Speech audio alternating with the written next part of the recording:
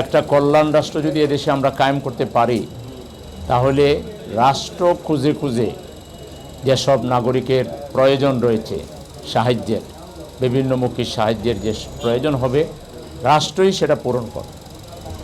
সেই ধরনের একটা কল্যাণ রাষ্ট্রের অভাবে আজকে বাংলাদেশে অনেক নাগরিক আছেন যাদের ব্যাপারে কেউ খোঁজখবরই রাখে না। তারা কিভাবে চলাচল করবে, তারা কিভাবে খাবে, কারণ তাদের তো উপার্জনের কোনো ব্যবস্থাই নাই। এই ধরনের অক্ষম সমাজের যেসব নাগরিক থাকবে, এই ব্যাপারে রাষ্ট্র খুঁজে খুঁজে তাদের যে প্রয়োজন, তাদের চলাচলের জন্য যা প্রয়োজন, তাদের খাওয়া দাওয়ার জন্য যা প্রয়োজন, চিকিৎসার জন্য যা প্রয়োজন, এটা রাষ্ট্রীয়ভাবে করবে। পাঞ্জাবের জগতে একটি বিশ্বস্ত নাম শাবাব এথনিক ওয়্যার। এটাকে বলে কল্যাণ রাষ্ট্র, কিন্তু সেই কল্যাণ রাষ্ট্র আমরা এখনও দেখি নাই।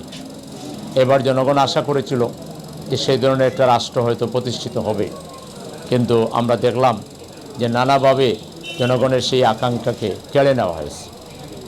যাক, কোনো অসুবিধা নেই।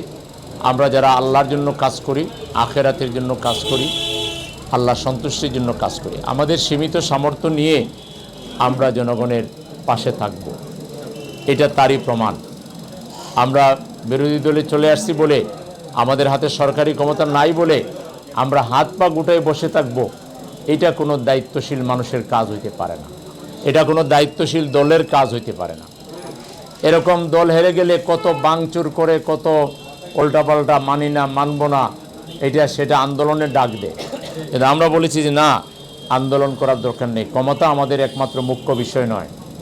অবশ্যই ক্ষমতা আমরা পেলে এই ক্ষমতাকে সদ্ব্যবহার করে জনকল্যাণ আমরা করতাম, ডেভেলপমেন্ট আমরা করতাম, এবং সমাজের উন্নতি হতো, দুর্নীতি হতো না।